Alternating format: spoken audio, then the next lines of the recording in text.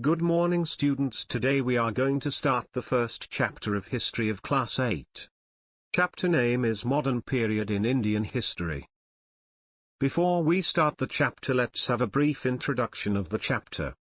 In this chapter we are going to discuss about the beginning of modern period in India. Developments in the world.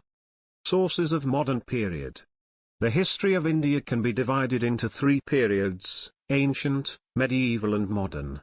In this class, we are going to study about the modern period in the history of India.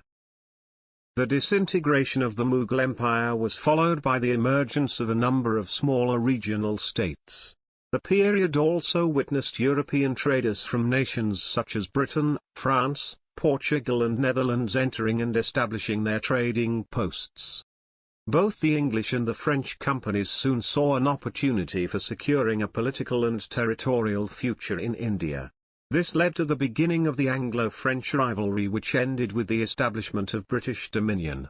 The British then concentrated on the gradual expansion, beginning with Bengal in the Battle of Plassey in 1757 and the Battle of Bukhara in 1764. The developments in India did not take place in isolation.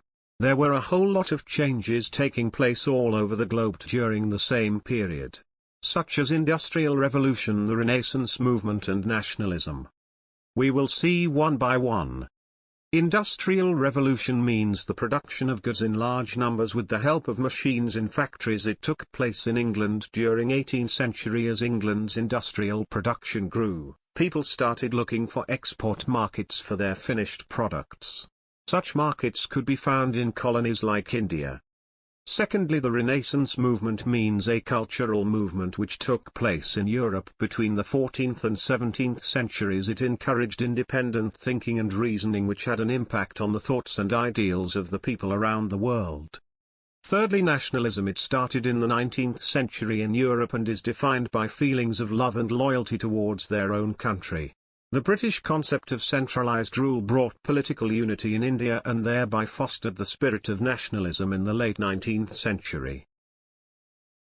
We will find that the literary and documented sources of the modern period distinguish it from the earlier periods, which depended on sources like archaeological excavations, cave paintings, pottery, coinage etc., as you see in these pictures.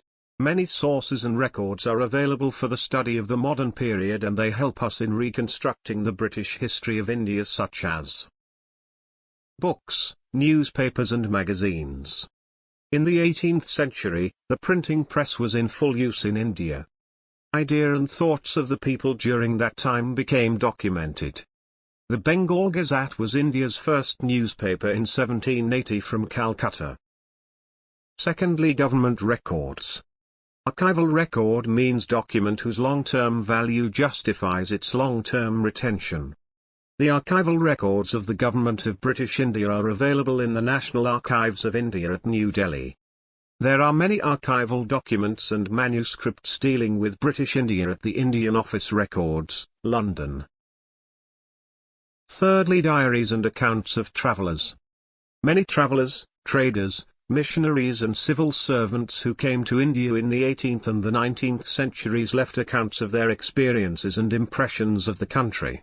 However, historians read and interpret them with some caution, as these accounts may be biased.